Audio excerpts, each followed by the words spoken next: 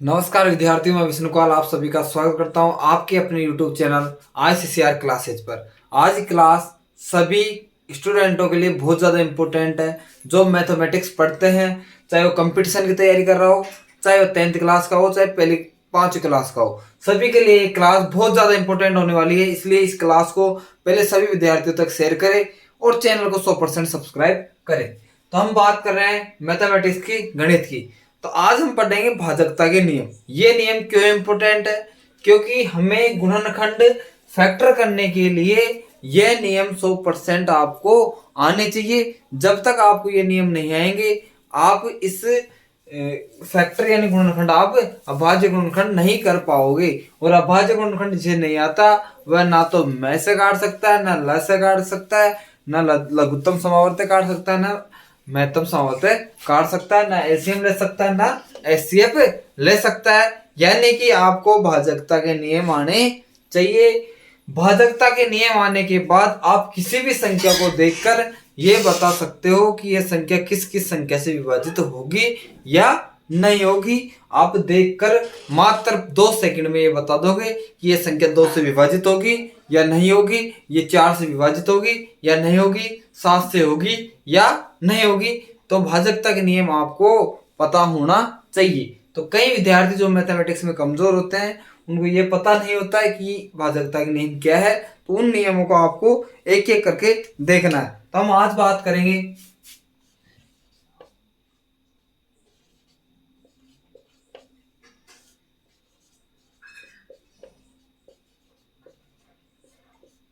जो हमारा टॉपिक रहेगा आज, वो रहेगा भाजकता के नियम। इसमें मैं पहले बात करूंगा, पहले हम नियम लिखेंगे भाई। एक जो संख्या होती है एक, वो सभी के लिए भाज्य होती है।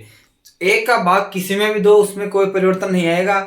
एक से आप किसी भी संख्या को गुणा करो या किसी भी संख्या को आप भाग करो, उस संख्या में कोई परिवर्तन नहीं आता है।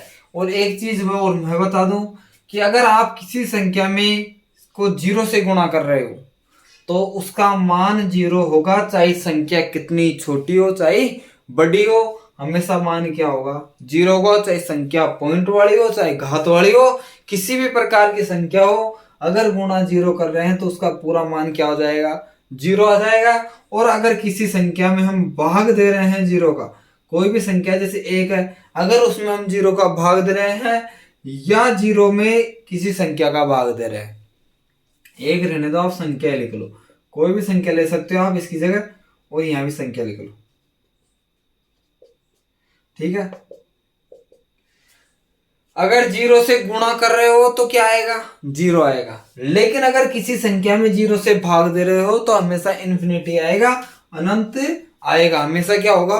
अनंत होगा उसका मान। अगर किसी भी संख्या में, चाहे 1 में दो, चाहे 5 में दो, चाहे 5000 में दो, चाहे 5 लाख में दो, अगर हम 0 का भाग दे रहे हैं तो हमेशा आंसर क्या आएगा? अनंत आएगा, इन्फिनिटी आएगा। इस चीज को आपको पता होना चाहिए। कम से कम अगर 100 विद्यार्थियों से आप ये चीज पूछोगे तो 20 ही इसका जवाब सही दे पाएंगे। 80 विद्यार्थी आज भी इस चीज को नहीं जानते कि भाई 5 में 0 का भाग देंगे तो क्या आएगा? अनंत आएगा।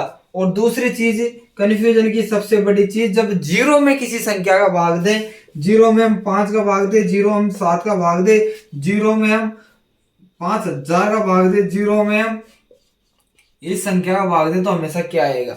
तो भाई 0 ऊपर है तो बराबर में लिख दो, क्या आएगा? हमेशा 0 आएगा। भाई नीचे से ऊपर जाएगा तो डबल 0 हो जाएगी, क्या हो जाएगा? इन्फिनिटी हो जाएगा। लेकिन ऊपर 0 हो तो बराबर में क्या लिख दो? 0। तो ये तो क्या हो गया? 0। भाई ऊपर 0 तो बराबर में 0, यानी कि इसका आंसर हमेशा क्या आएगा? 0 आएगा। अगर नीचे 0 तो ऊपर जाने में क्या होगी? डबल हो जाएगी। तो ये क्या हो जाएगा? इन्फिनिटी हो जाएगा। डबल 0 होगी तो ऐसे डबल जोड़ो, क्या बनेगा? इन्फिनिटी बन जाएगा, अनंत बन जाएगा। अगर ऊपर 0 हो तो 0, यानी किसी भी संख्या में अगर हम 0 में किसी भी संख्या का भाग दे रहे हैं तो हमेशा आंसर 0 आएगा। और अगर संख्या में 0 का भाग दे रहे हैं तो हमेशा आंसर क्या आएगा? अनंत आएगा, इन्फिनिटी आएगा। और अगर हम गुणा कर रहे हैं किसी भी संख्या को 0 से तो हमेशा उसका मान क्या होगा? 0 होगा। और 1 से चाहे तू भाग दे चाहे गुणा कर, कुछ भी कर, लेकिन उसमें संख्या में कोई परिवर्तन नहीं आएगा। तो इतनी बात आपको समझ में आई होगी। इसके बाद मैं बात करता हूं भाजकता के नियम की, जो कि बहुत ज्यादा इंपॉर्टेंट है। इस क्लास को आप अधिक से अधिक साथियों तक शेयर करें और चैनल को सब्सक्राइब करें, जिससे कि मैथ के लिए जो भी चीज इंपॉर्टेंट है, जो भी बेसिक आपके लिए इंपॉर्टेंट रहेगा, वो इस चैनल पर आपको मिलेगा और अच्छे कंटेंट के साथ मिलेगा। कोई भी संख्या उसे देखकर आप बताओगे ये नियम सीखने के बाद कि इसमें 2 का भाग जाएगा या नहीं जाएगा। 3 का नियम सीखने के बाद 3 का बता दोगे, इस बात की मेरी गारंटी। पहला नियम बात करेंगे हम 2 की भाजकता नियम। किसकी? 2 की भाजकता का नियम का नियम 2 की भाजकता का नियम। आप सभी जानते हैं कि सम संख्या क्या होती है और विषम संख्या क्या होती है। सम संख्या जैसे 0, 2, 4, 6, 8, ये सब क्या है? जिनका अगर इकाई अंकी है तो ये सब संख्या क्या होगी? सम संख्या होगी। या 2 से जो संख्याएं विभाजित हो जाती है पूर्णतः, उन्हें हम क्या कहेंगे? सम संख्या। और जिसमें 2 का भाग पूरा पूरा नहीं जाएगा, वो सब क्या हो जाएगी? विषम संख्या हो जाएगी। या किसी संख्या का इकाई अंक 0, 2, 4, 6, 8 हो तो ये सभी संख्या क्या होती है? सम संख्या होती है। और अगर 1, 3, 5, 7 हो तो ये क्या होगी? विषम संख्या। अगर किसी संख्या का इकाई अंक, इकाई वाला अंक का मतलब मैं बता दूं, जैसे कि कोई ये संख्या है, तो कई विद्यार्थियों को ये पता नहीं है कि इसमें इकाई का अंक क्या है, दहाई का अंक क्या है, सैकड़ा क्या है, हजार क्या है, लाख क्या है, ये पहचानना नहीं आता और कंपटीशन की तैयारी करते हैं तो उन्हें मैथ टप लगती है। तो ये होता है प्यारे विद्यार्थियों, जो अपना राइट हाथ होगा उसकी तरफ जो संख्या होती है वो हमेशा क्या होगी? इकाई अंक होगी। और इधर से ही हम संख्याओं को पढ़ना स्टार्ट करते हैं। तो ये 7 है, वो क्या होगा? इकाई, फिर दहाई, फिर सैकड़ा, फिर हजार और फिर 10,000, फिर लाख, फिर 10 लाख। ऐसे हम संख्याओं को पढ़ते हैं। तो ये क्या हो गया? इकाई। फिर ये क्या हो गया? दहाई। ये क्या हो गया? सैकड़ा। और ये क्या हो गया? हजार। और ये क्या हो गया? 10,000 हो गया। तो आपको ये सब संख्याओं के बारे में ज्ञान होना चाहिए कि इसमें इकाई अंक क्या है, इसमें दहाई का अंक क्या है, इसमें सैकड़े का अंक क्या है। तो ये सब आपको पता होना चाहिए। जैसे कि मैं आपको एक क्वेश्चन देता हूं, आपको कमेंट बॉक्स में इसका आंसर देना है। मैं आपको 2 संख्याएं देता हूं, एक तो ये और ये question number first, question number second. इसमें आपको इकाई का अंक बताना है और इसमें भी आपको इकाई अंक बताना है कि इकाई अंक का अंक कौन सा है। सबको पता है, लेकिन कई विद्यार्थी अभी भी गलती कर देते हैं, इसलिए मैंने आपको बताया। बहुत छोटी चीज है, हम क्लास दूसरी क्लास या तीसरी क्लास में देख लेते हैं, सीख लेते हैं कि इकाई अंक कौन सा है और दहाई का अंक कौन सा है। तो इसमें इकाई अंक क्या है और दहाई का अंक क्या है, यह आपको बताना है कमेंट बॉक्स में। अब देखो 2 का नियम। अगर किसी संख्या का इकाई अंक, किसी संख्या का इकाई अंक 0, 2, 4, 6 और 8 है, 6, 8 हो तो वह संख्या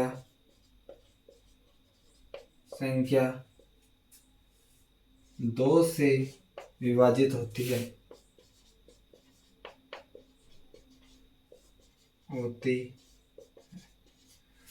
देखो अगर किसी संख्या का जो इकाई अंक वो अगर सम संख्या है, या 0 आ रहा है, 2 आ रहा है, 4 आ रहा है, 6 आ रहा है, 8 आ रहा है, अगर इन पांचों में से आपको इकाई अंक दिखाई देता है तो आप कहोगे कि ये संख्या 2 से पूर्णतः विभाजित है। चाहे कोई सी भी संख्या हो, तो आप देखकर बता सकते हो आराम से, ये संख्या है, आप बता दोगे कि ये 2 से विभाजित है या नहीं है। तो आपने देखा इकाई अंक इनमें से मिल रहा है क्या?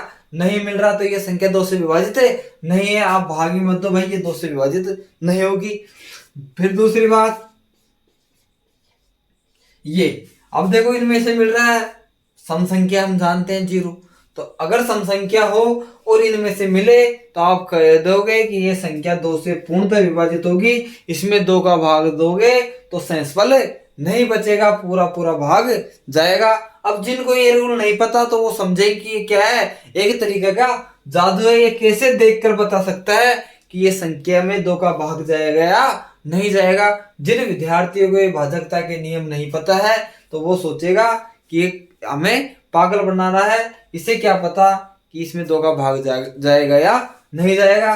तो ये नियम अगर आपको पता है तो आप देखकर मात्र 1 सेकंड में बता सकते हो कि इसमें 2 का भाग जाएगा या नहीं जाएगा।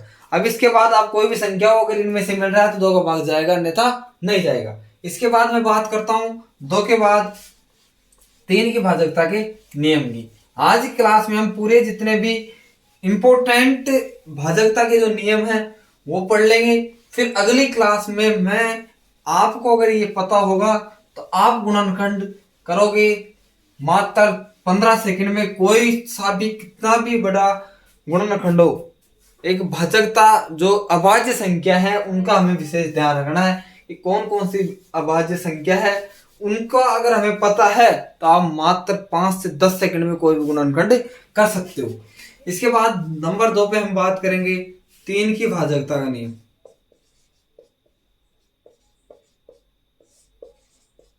जो कि बहुत ज्यादा इंपॉर्टेंट है और कई विद्यार्थियों की इसमें दिक्कत आती है। इस भाजकता के नियम में आपको क्या करना है, जैसे मान लो ये संख्या दे रखी है, ये संख्या में दे रखी है। इस संख्या में अगर इस संख्या के अंकों के योग में 3 का भाग पूरा पूरा जाता है तो इस संख्या में भी 3 का भाग पूरा पूरा जाएगा। तो हम इसका क्या करेंगे, योग करेंगे। 2 + 6 + 7 + 8 + 1, तो इसका योग कितना आया, 8 और 1 9, 9 और 7 कितने होते हैं 16, 16 और 6 कितने होते हैं 22, 22 और 2 कितने होते हैं 24, 24 में 3 का भाग देंगे जाता है, हम जानते हैं 8 3 कितना होता है 24, तो कितने पर गया 8 पर। यानी कि इसमें इनके अंकों के योग में 3 का भाग पूरा पूरा जा रहा है, तो इस संख्या में भी 3 का भाग पूरा पूरा जाएगा। आप देख कर देख लो, इस संख्या में जब आप 3 का भाग दोगे तो पूरा शेषफल 0 बचेगा। अब देखो 3 का देंगे, 8 3 24, कितना बचा 2, 7 9 3 27, फिर लिखा 8, 3 दूनी 6, फिर बचा 2, 1 उतारा 3 7 21, क्या बचा 0, गया पूरा पूरा। अगर अंकों के योग में 3 का भाग जा रहा है तो इस संख्या में भी 3 का भाग जाएगा, ये आपको पता होना चाहिए। और आपको अंकों का योग करने की भी आवश्यकता नहीं है। आप ऐसे करो, देखो 6 3 से विभाजित कट गया, 2 और 1 कितने होते हैं 3, 3 से विभाजित कट गया, 8 और 7 कितने होते हैं 15, 15 3 से विभाजित ये भी कट गया। तो आप ऐसे भी संख्याओं को काट सकते हैं, 3 3 का जोड़ा बना के 6 6 का जोड़ा बना, जो 3 से विभाजित संख्या उन्हें आप योग को काट सकते हो, या अंकों का योग करके जो मैंने पहले बताया वैसे भी कर सकते हो। तो 3 की भाजकता का जो नियम है वो क्या हो जाएगा, ये नियम आपको बहुत ज्यादा हेल्प करेंगे भाग करने में और गुणनखंड करने में। तो ये मान लो रामबाण साबित होंगे। तो संख्या के अंकों के योग में, संख्या के अंकों का योग यदि 3 से पूर्ण विभाजित है तो वह संख्या भी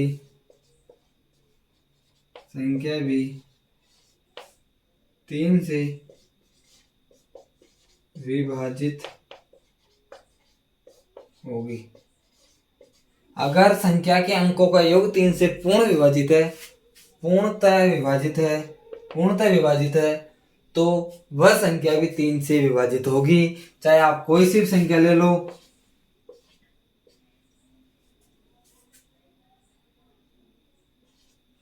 ये संख्या है। आपको अगर पता करना है कि संख्या में 3 का भाग जाएगा या नहीं जाएगा, अगर आप ऐसे भाग देकर चेक करोगे तो पहले आप 1 का दोगे, फिर 2 का दोगे, फिर 3 का दोगे, तो ऐसे बहुत ज्यादा टाइम लगेगा। आपको पता इकाई क्या है, 3 है। 3 का मतलब विषम संख्या। विषम संख्या का मतलब मैंने जो लिखाई थी भाई 0 2 4 6 8, इनमें से नहीं है, यानी कि इसमें 2 का भाग तो नहीं जाओगे, नहीं जाएगा। आप देख कर ही बता दोगे। 3 के लिए आप क्या करोगे, इनको योग कर लोगे। 3 और 1 4, 4 और 6 10, 10 और 7 17, 17 और 2 17 और 6 23, 23 और 2 25, यानी 25 में 3 का भाग जाता है क्या, नहीं जाता है। तो इसमें भी 3 का भाग नहीं जाओगे, नहीं जाएगा।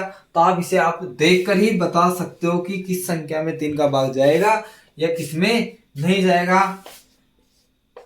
जैसे ये है, देखो 6 में जाता है, 3 में जाता है, 2 और 1 3, इस संख्या में 3 का भाग जाएगा, पूरा कट गया। देखो 6 कट गया, 6 कट गया, 6 कट गया, 7 और 2 9, ये भी कट गया, इसमें भी 3 का भाग जाएगा। आप योग कर लो, 2 और 1 3, 3 और 3 6, 6 6 12, 12 में 3 का भाग जाता है, तो इस संख्या में 3 का भाग जाएगा। देखो 6 2 8, 8 और 6 14, 14 और 7 21, 21 और 6 27, 27 में 3 का भाग जाता है, तो इस संख्या में 3 का भाग जाएगा। तो ऐसे आप संख्याओं को जांच कर सकते हैं। आप कोई सी संख्या हो इसमें आप बता सकते हैं। इसके बाद बात करता हूं 4 की भाजकता का नियम। ये नियम, ये क्लास आपके लिए बहुत ज्यादा इंपॉर्टेंट है। चाहे आप 10th क्लास के स्टूडेंट हो, चाहे 12th क्लास के हो, चाहे आप कंपटीशन की तैयारी कर रहे हो, सबके लिए ये क्लास बहुत ज्यादा इंपॉर्टेंट है। ये बेसिक क्लास है जो कि आपके बहुत ज्यादा काम आएगी। नियम 3, 4 की भाजकता का नियम।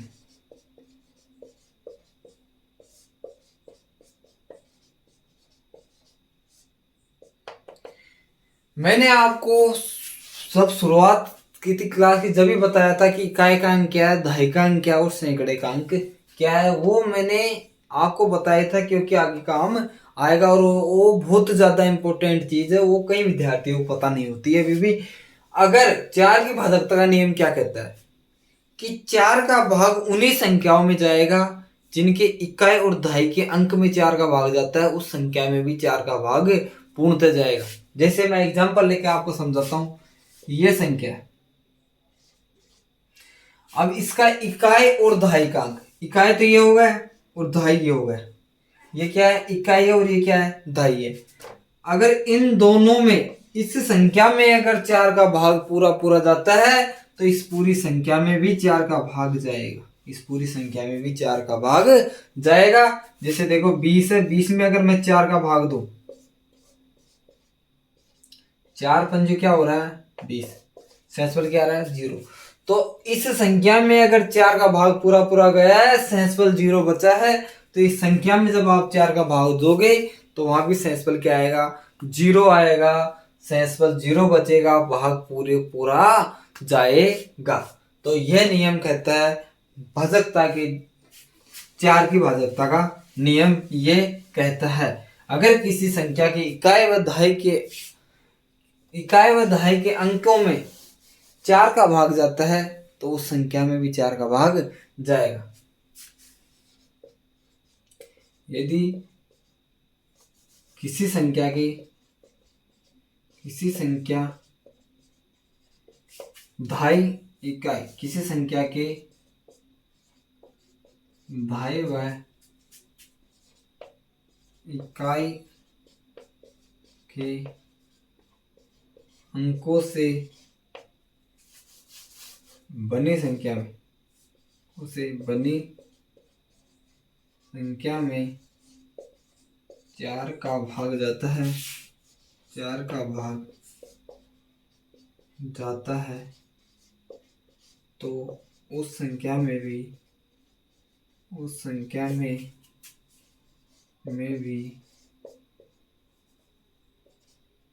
4 का भाग जाएगा। अगर किसी संख्या के इकाई व दहाई, कोई भी संख्या ले लो,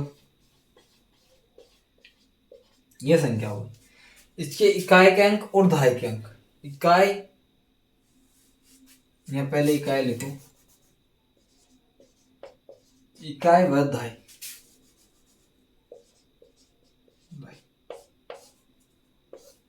अगर इकाई के व दहाई के अंक को से मिलकर या अंकों से बनी, ये इकाई और दहाई इन दोनों अंकों से बनी संख्या, ये क्या हो गई, अब अंक नहीं रही कि दोनों अंक मिल गए तो क्या हो गई, संख्या हो गई। 64 एक क्या है, संख्या है, अंक नहीं बोल सकते, तो ये क्या हो गई, एक संख्या हो गई। अगर यह संख्या 4 से पूर्णतः विभाजित है तो ये पूरी संख्या भी किससे विभाजित होगी, 4 से पूर्णतः विभाजित होगी। ये कहता है भाजकता का नियम 4। तो अगर आपको ये भाजकता का नियम पता है तो आप इस पूरी संख्या में भाग नहीं दोगे, आप केवल 64 में भाग दे लोगे कि 4 का भाग जाता है या नहीं जाता है, और अगर इसमें जाता है तो आप कह दो कि इस संख्या में भी 4 का भाग जाएगा। ये नियम आपके लिए इसलिए बहुत ज्यादा इंपॉर्टेंट है, आप इसे देखकर बता सकते हो कि इस संख्या में इस संख्या का भाग जाएगा या नहीं जाएगा। तो आपको यह नियम बहुत ज्यादा हेल्प करेंगे, जिसमें आपको अगर फैक्टर करने हैं तो किसी भी संख्या का फैक्टर करना है, अगर आपको ये नियम पता है तो आप उन्हें कर सकते हो, अन्यथा आप नहीं कर सकते। तो आप से मैं एक ही निवेदन करूंगा कि इस क्लास को अधिक से अधिक साथियों तक, 10th क्लास के तो प्रत्येक विद्यार्थी तक, और चाहे कंपटीशन की तैयारी कर रहा हो, चाहे आपका जो छोटा भाई हो, चाहे कोई भी हो, 8वीं क्लास में पढ़ता हो, चाहे 7वीं में पढ़ता हो, 6ठी क्लास से लेकर कंपटीशन लेवल तक के सभी विद्यार्थियों के लिए ये क्लास बहुत इंपॉर्टेंट है। तो आपको ये क्लास सभी तक शेयर करनी है और देखने के लिए बोलना है। अब 5 की भाजकता करनी है, रूल नंबर 4, 5 की भाजकता का नियम। ये क्या कहता है, बिल्कुल सरल। अगर मैं मानूं कि जो भाजकता के नियम है इसे तो पूरे सरल है, लेकिन सबसे सरल अगर आप मात्र, वो कहते हैं कि 1 सेकंड से भी कम समय में आप मात्र संख्या की तरफ देखकर बता सकते हो कि ये संख्या 5 से विभाजित होगी या नहीं होगी। अगर किसी संख्या का इकाई अंक, यदि किसी संख्या का इकाई अंक 0 व 5 हो तो वह संख्या 5 से विभाजित होती है।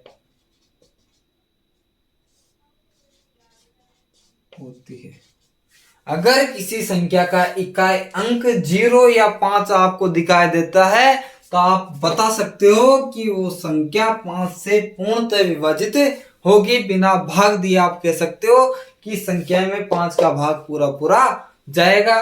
कोई भी संख्या लो, कितनी भी बड़ी लो, अगर इकाई अंक 5 आ रहा है, इससे बड़ी हो चाहे कितनी भी बड़ी हो,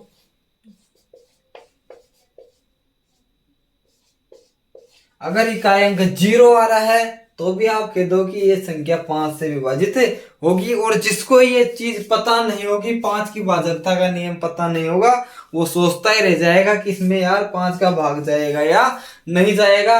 और आप मात्र 1 सेकंड से कम समय में ये बता सकते हो कि ये संख्या 5 से विभाजित होगी या नहीं होगी। तो ये चीज है भाजकता के नियम, बहुत ज्यादा इंपॉर्टेंट है। 5 से 7% मैथमेटिक्स इस पर डिपेंड है, जो कि आप मात्र 2 से 5 सेकंड में क्वेश्चनों को कर सकते हो। वह है भाजकता के नियम। तो आपको ये पता होना चाहिए कि अगर किसी संख्या का इकाई अंक 0 है या 5 है तो वह संख्या 5 से पूर्णतः विभाजित होगी। तो ये क्लास आप सभी के लिए बहुत ज्यादा इंपॉर्टेंट है।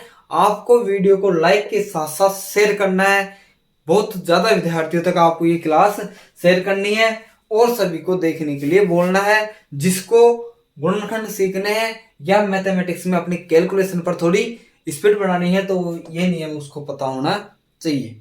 अब इसके बाद बात करता हूं 6 की भाजकता का नियम। आज हम भाजकता के नियम को इसी क्लास में पूरा समाप्त कर देंगे। अगले क्लास में हम बात करेंगे गुणनखंड पर। नंबर 5, 6 की भाजकता का नियम। 6 की भाजकता का नियम बहुत ज्यादा सरल है। अब आपको कुछ याद नहीं करना, केवल थोड़ा दिमाग लगाना और आप बता सकते हो कि यह संख्या 6 से विभाजित होगी या नहीं होगी। अब देखो 6 है, 6 को क्या मैं ऐसे लिख सकता हूँ क्या, 2 गुणा और 2 गुणा 3 लिख सकता हूं, कोई मना नहीं कर सकता कि आप 6 को लिख सकते हो 2 गुणा 3, क्योंकि इसका मतलब भी क्या होता है, 3 दूनी 6 ही होता है। यानी कि मैं कह सकता हूं कि जो संख्या 2 से विभाजित होगी और जो संख्या 3 से विभाजित होगी, यानी अगर जो संख्या 2 से और 3 से विभाजित होगी वह संख्या 6 से भी विभाजित होगी, वह संख्या 6 से विभाजित होगी। अगर हम किसी भी चीज को सिद्ध करते हैं, अगर उसी से संबंधित हम कहते हैं कि ये दो चीजें, अगर मान लो कोई त्रिभुज है उसे सर्वान सम हमें सिद्ध करना है, तो हम अगर कहते हैं भाई 2 कोण इसके बराबर है और 1 भुजा इसके बराबर है, तो आप कहोगे ये त्रिभुज सर्वान सम है, ये त्रिभुज इसके बराबर होगा। यही चीज है, अगर कोई संख्या 2 से विभाजित है और 3 से विभाजित है और इन दोनों का संबंध भी 6 से, हम जानते हैं इन दोनों क्या होता है, 6 होता है, तो 2 का भी उस संख्या में भाग जा रहा है, 3 का पूरा पूरा भाग जा रहा है, तो आप कह सकते हो कि वह संख्या किससे विभाजित है, 6 से भी विभाजित है। जैसे कि हम कोई संख्या देख लें, छोटा सा एग्जांपल लिया मैंने 18 में देखा आपने इकाई अंक क्या आ रहा है, 8 आ रहा है, जो कि मैंने नियम लिखाया था उसमें 8 था, यानी कि ये संख्या 2 से विभाजित है और 8 हम जानते हैं सम संख्या भी है। या तो सम संख्या देख लो या इनमें देख लो, ये भी क्या है, सम संख्या है, तो सम संख्या है तो आप कह दो कि भाई 2 से तो विभाजित है। दूसरा अपना जो नियम था 3 का, भाई अंकों का योग करो, 8 और 1 कितना हो गया, 9, 9 में 3 का भाग जाता है, तो भाई साहब ये 3 से विभाजित है, 2 से विभाजित है, तो ये किससे भी होगी, 6 से भी होगी। भाग देके देख लो ना, हम जानते हैं 6 कितना होता है, 18, कैंसिल मामला, तो ये क्या हो गया, 6 से पूर्णतः विभाजित हो गई। तो 6 की भाजकता नियम यही है कि यदि कोई संख्या, यदि संख्या 2 और 6 से विभाजित है, 6 से विभाजित है, तो वह संख्या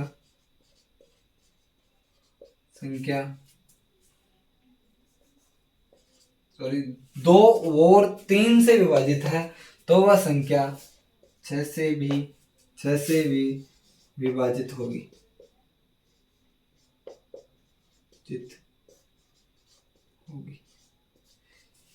तो आपको यदि कोई संख्या 6 के लिए चेक करनी है तो आप क्या करोगे, 2 का भाग दे लोगे, 3 का भाग दे लोगे। अगर दोनों का भाग जा रहा है तो आप कह दो कि वो संख्या 6 से भी विभाजित है। तो आपको ये भी आपको पता होना चाहिए, यदि किसी संख्या में 2 का और 3 का भाग जा रहा है तो 6 से भी विभाजित होगी। कोई सा भी एग्जाम्पल लो, आपको ये नियम हर एग्जाम्पल पर काम करेंगे। इसके बाद बात करता हूँ बहुत ज्यादा इंपॉर्टेंट और कई विद्यार्थियों को जिसमें बहुत ज्यादा कठिनाई आती है, 7 की भाजकता का नियम। किसकी, 7 की भाजकता का नियम, जो कि बहुत ज्यादा इंपॉर्टेंट है और कई विद्यार्थियों को इसमें परेशानी आती है, जिसमें 10th क्लास तक के विद्यार्थी हो तो वो ये नियम ही पता नहीं होता और समझ में भी नहीं आता। बहुत सरल नियम है 7 की भाजकता का नियम, और यह नियम बहुत ज्यादा इंपॉर्टेंट है, सभी को 7 का भाग देने में परेशानी आती है। अब देखो 7 की भाजकता का नियम, संख्या के इकाई अंक का 2 गुना करने पर, जैसे कोई भी संख्या है, ये संख्या मान ली, इसके इकाई अंक का 2 गुना, इसके इकाई अंक का 2 गुना बाकी संख्या में से घटाने पर, इस संख्या के इकाई अंक का 2 गुना बाकी संख्या में से घटाने पर जो शेषफल बचेगा वो या तो क्या होना चाहिए, घटाने पर जो संख्या आएगी या तो वो 0 हो या 7 से विभाजित संख्या हो, तो इस संख्या में 7 का भाग जाएगा या अन्यथा 7 का भाग नहीं जाएगा। ये थोड़ा बड़ा एग्जाम्पल हो गया, मैं छोटा एग्जाम्पल लेता हूँ। जैसे ये एग्जाम्पल, इसके इकाई अंक में से घटाएंगे, इकाई अंक के 2 गुने में से 7 है, 7 का 2 गुना करेंगे कितना हो गया, 14 हो गया। क्या हो गया, 14। बाकी संख्या में से घटाएंगे, इसमें 14 घटाएंगे तो 8 में 4 गया तो 4, 2 में से 1 गया तो 1, क्या बच गया 14। या तो ये जो बचे ये क्या आया, 0 आया या 7 से विभाजित होना चाहिए, तो ये देखो 7 का भाग देंगे, 7 दूनी क्या होता है 14, यानी कि ये संख्या भी किससे विभाजित होगी, 7 से विभाजित होगी।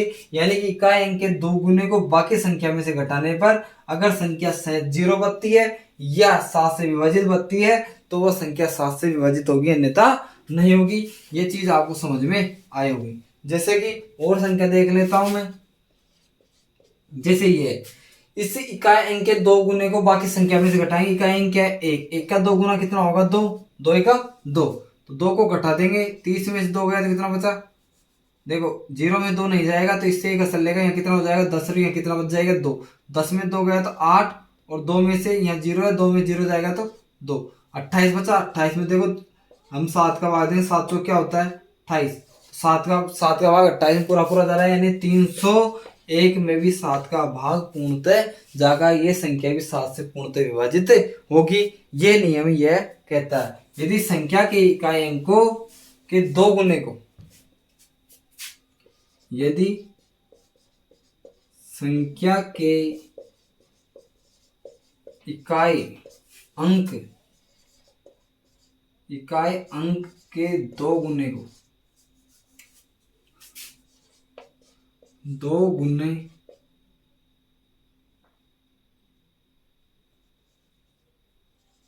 गुने को बाकी संख्या में से घटाने पर बची संख्या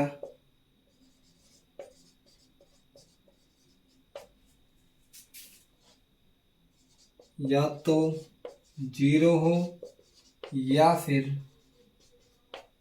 7 से विभाजित हो, तो वह संख्या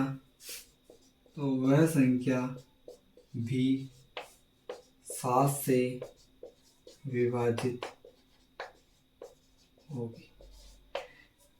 यानी कि अगर संख्या के इकाई अंक के 2 गुने को हम बाकी संख्या में से घटाएंगे, या तो जो बचे संख्या वो 0 हो या 7 से पूर्णतः विभाजित हो, तो वो जो संख्या है वो भी 7 से विभाजित होगी, ये 7 का नियम कहता है। और इसके बाद मैं बात करूंगा भाजकता के नियम 7 की, जो होगा 8 के लिए। 7वां नियम हम कहेंगे तो 8 की भाजकता का नियम, 8 की भाजकता का नियम, 8 की भाजकता नियम। अगर किसी संख्या के इकाई, कोई भी संख्या है, अगर किसी संख्या की इकाई, दहाई और सैकड़ा से बनी संख्या, इनमें अगर 8 का भाग जा रहा है तो इस पूरी संख्या में भी 8 का भाग जाएगा। इकाई प्लस दहाई प्लस सैकड़ा से प्राप्त बनी संख्या में अगर 8 का भाग जा रहा है तो उस संख्या में भी 8 का भाग पूरा पूरा जाएगा। यदि किसी संख्या के इकाई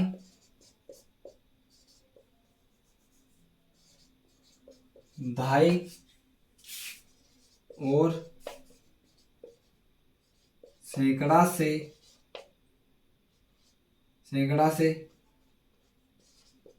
बनी संख्या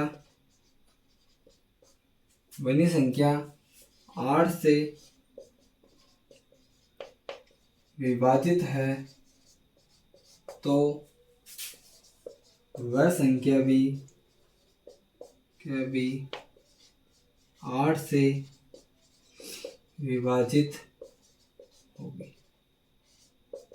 यानी कि यदि किसी संख्या के इकाई अंक, दहाई अंक और सैकड़ा तीनों से जो संख्या बनी है, अगर वो 8 से विभाजित है तो पूरी संख्या भी 8 से पूर्णतः विभाजित होगी।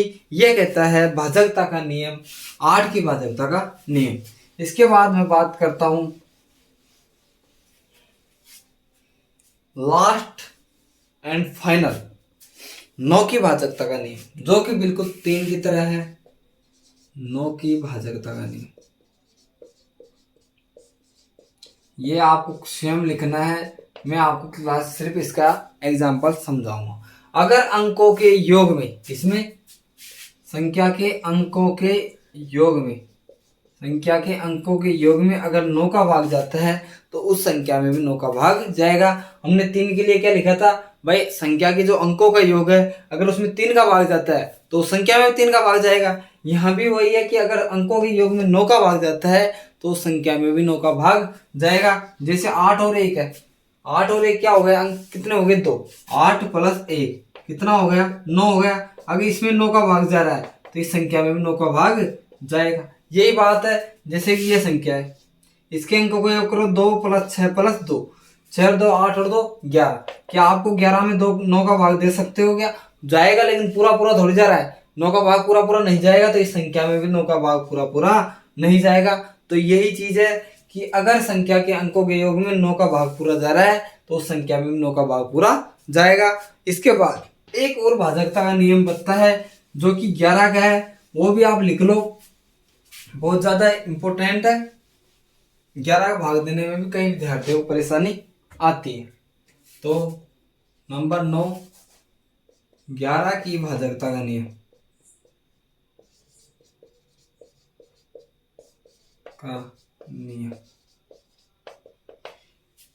कोई भी संख्या है, जैसे ये है, आप जानते हो आप सम क्या होता है और विषम क्या होता है, सभी जानते हैं भाई। एक है वो तो विषम है और 2 क्या है, सम है।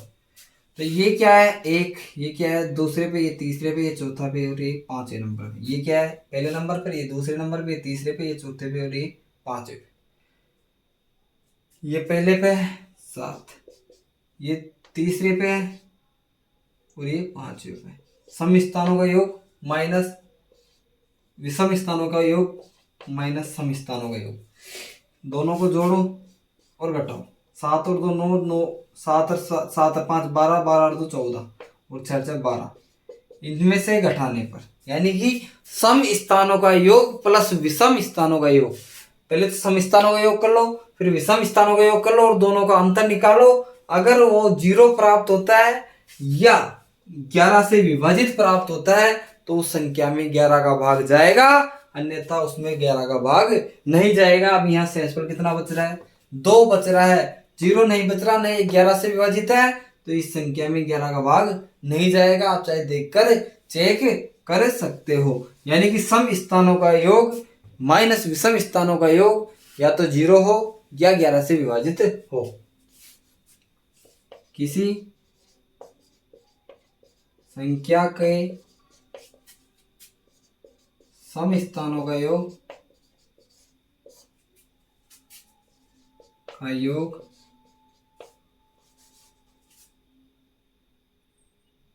तथा विषम स्थानों के योग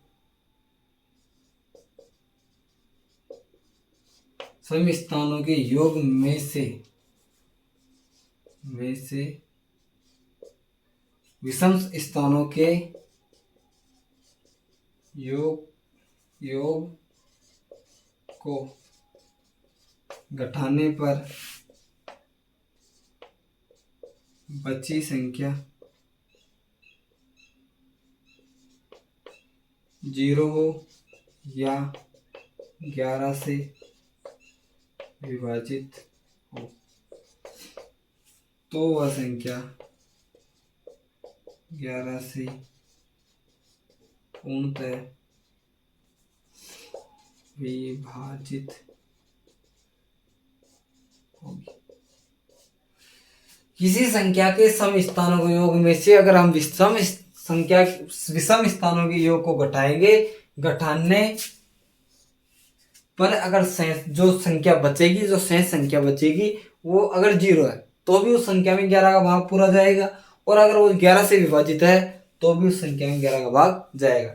जैसे कोई भी संख्या है, ये संख्या है, इसके सम स्थानों का योग कर लेंगे तो ये तो विषम है, 1 3 5, 1 2 3 4 5 6। देखो सम स्थानों का योग करें तो 2 3, 4 पे 2 और 6 पे 2, माइनस विषम स्थानों का योग 6, 3 पे 6 और 5 पे 6। ठीक है, 3 और 2 5 और 2, अंतर निकालना घटाना है, माइनस प्लस से हमें यहाँ दिक्कत नहीं है। 2 और 2 4 और 3 7, 6 6 36 18, 18 में 11, 18 में 7 गया तो 11, यानी कि सेंसिबल जो बची संख्या क्या है 11, तो 11 में 11 का भाग जाता है, यानी कि इस संख्या में भी 11 का भाग जाएगा। इसमें आपको माइनस प्लस से कोई मतलब नहीं है, आपको अंतर निकालना है। तो ये क्या आ गया 11 आ गया, तो 11 में हम जानते हैं 11 का भाग जाता है, तो ये संख्या भी 11 से विभाजित होगी, यानी कि सम स्थानों का योग। और अगर हम विषम स्थानों का योग कर रहे हैं तो अगर आंसर 0 आ रहा है या 11 से विभाजित आ रहा है तो वह संख्या 11 से पूर्णतः विभाजित होगी। तो ये जो भाजकता के नियम थे मैंने आपको बताया है। अब अगली क्लास में हम अभाज्य गुणनखंड की बात करने से पहले एक चीज और मैं आपको सिखाऊंगा जो कि बहुत ज्यादा इंपॉर्टेंट है, मतलब कि जो कंपटीशन की तैयारी करते हैं, कंपटीशन की तैयारी जैसे कि 100% लोग कर रहे हैं, 100 लोग कर रहे हैं, उनमें से मैथ आती है मात्र 25 को और 75 को नहीं आती, ये रियलिटी है।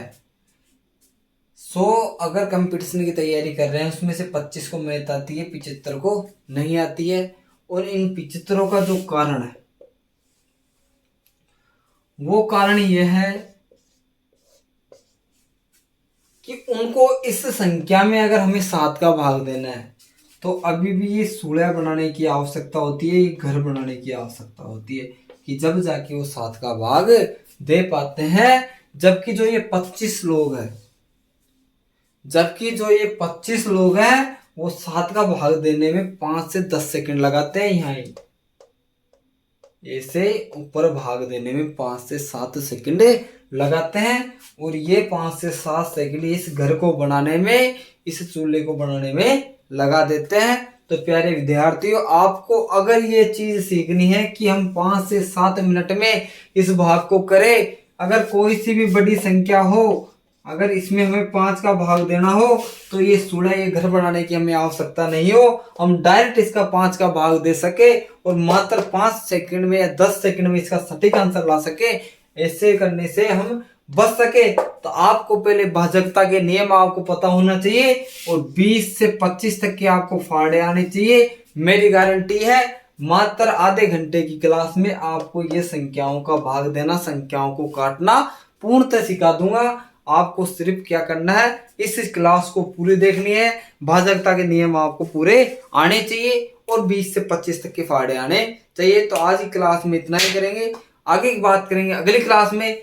आप इस क्लास को अधिक से अधिक लोगों तक शेयर करें और कमेंट जरूर करें। मैंने आपसे बीच में 2 क्वेश्चन पूछे थे, उनका भी जवाब दे, और आपको वीडियो को लाइक करना है और कमेंट करना है और अधिक से अधिक ग्रुपों में इसे शेयर करना है, जिससे कि चैनल पर जो सब्सक्राइब है वो बढ़े और चैनल जल्दी से जल्दी जो हमारा लक्ष्य है 1000 सब्सक्राइब का वो हो सके। इसी के साथ आज की क्लास को समाप्त करते हैं। धन्यवाद साथियों।